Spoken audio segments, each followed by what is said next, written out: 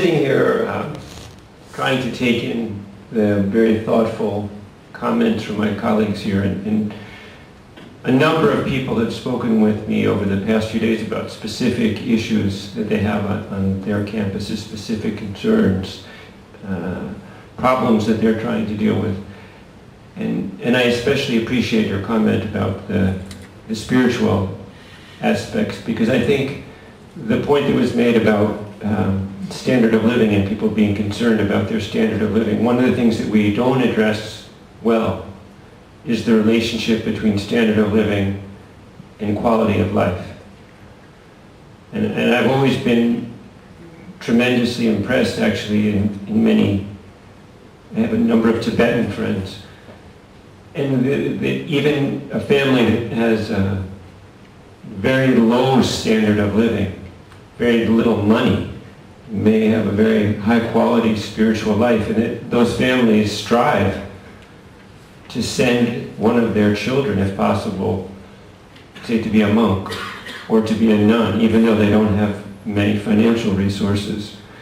And I think oftentimes, wow, what if everybody, every family in the United States strove to have one of their children serve society as a monk or a nun? Look how that would reduce our consumption. So we have a lot to learn from Asian countries in that regard. But I was also trying to think of something very specific that could be done to try to really address Professor Ye's point, which is, how do we really start coming up with tools and techniques and strategies to deal with the character and magnitude of the problems that we're facing? And I'm sorry I don't have any great answers for you there, but I have one simple suggestion, I think, which is, I think these meetings are absolutely fabulous for getting an initial conversation going and for getting some cross-fertilization. But then I think it comes down to the real meaningful change. We leave this conference and then we go back to our home institutions and have the stack of emails that built up, and the problems that we have, the publications we need to put out, and the research grants we need to put out, and the students we have to deal with.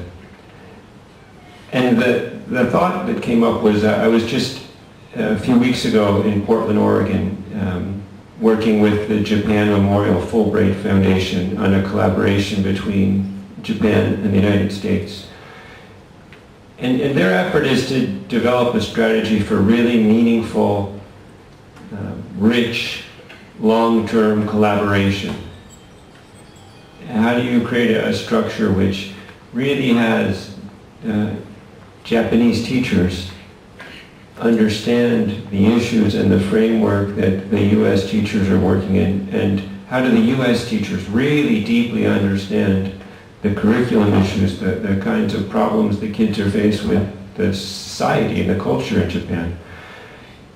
And so my suggestion is possibly that we think about developing an exchange program for university faculty and maybe graduate students, where instead of coming just for a week or a few days, you know, Professor Ye maybe could come to the US and be with us for a month or two, and maybe go around and work with people at campuses, not just maybe for a few hours, but 3 or 4 days. So some sort of really meaningful exchange program, or maybe you could do that, here, or train your graduate students who then would work at some of these different universities. So that's a very small and modest suggestion, but I think it's something worth considering for the network.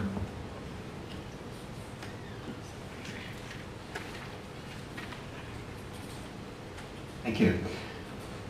The conversation that has been going on has been interesting because it has tended to confirm in my thinking about starting a collaborative approach fairly simply.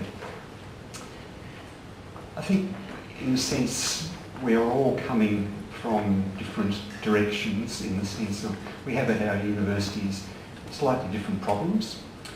Some universities have got very good management systems, others have not. Some universities have begun to bring into the curriculum education for sustainability others have not. Some universities, the students are very active and involved. Other universities are not. So I think there's great diversity in what we have.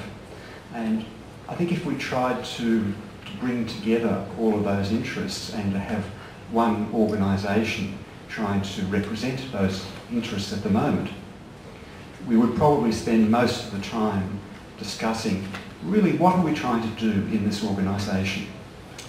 So I think again it just confirms to my mind that to start very simply by being able to make connections to the organisations which are already established in our national areas or maybe regional, to make connections with these organisations and say, let's just share the information that you are working on at the moment.